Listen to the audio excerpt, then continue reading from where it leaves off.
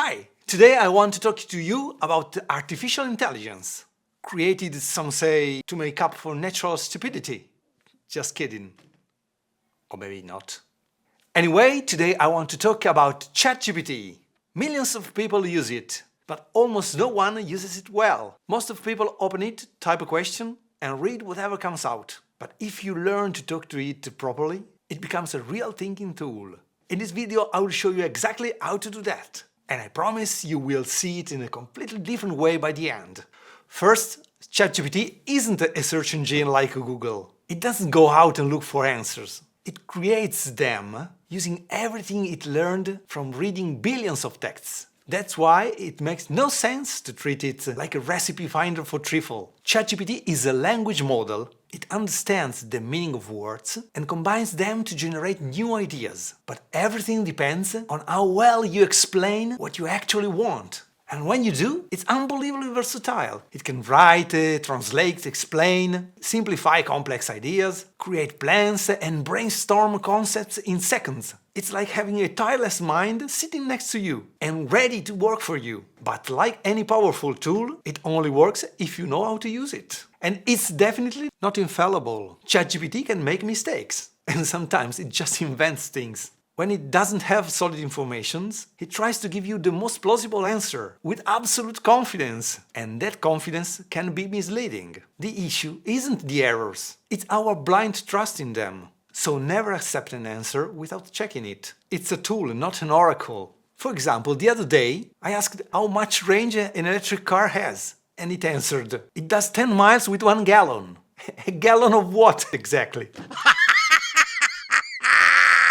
That's why when ChatGPT gives you an answer, ask how it reached that conclusion. Type something like, explain your reasoning step by step, or show me your mostly reliable sources.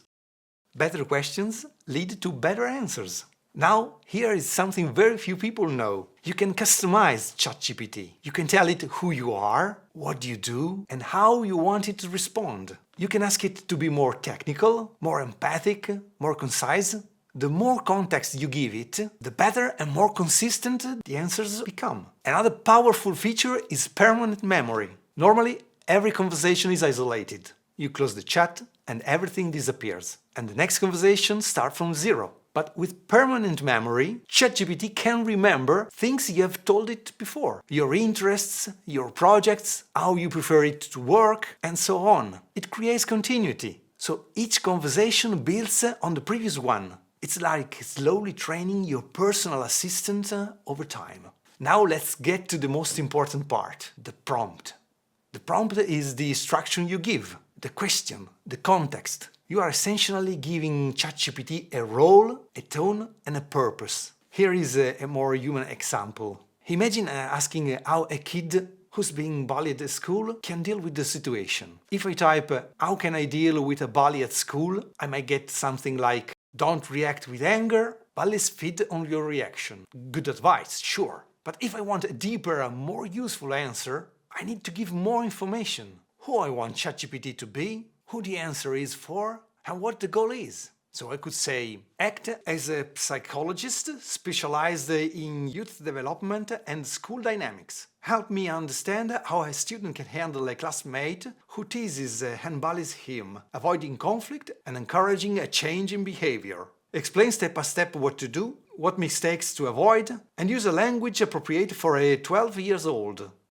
Suddenly the response is detailed, empathetic, and incredibly balanced. Simply because I gave it the right context. It's not magic, it's instruction. And once ChatGPT gives you an answer, you can refine it, add more details, correct mistakes, and push it to improve the result. When you are finally satisfied, here is a golden tip. Ask ChatGPT what you should have written in the prompt from the beginning to get that final answer. Then save that prompt in a file. Next time, you won't start from scratch. You will start from that optimized prompt and tweak it for your needs. To wrap up, ChatGPT doesn't replace the human mind. It can't create something from nothing. It can only reorganize existing information. It is not going to invent a new music genre out of thin air the way jazz appeared in the past. But it can help stimulate empathy, reflection, clarity and precision. The real power of AI isn't in the code, it's in the way we learn to communicate with it.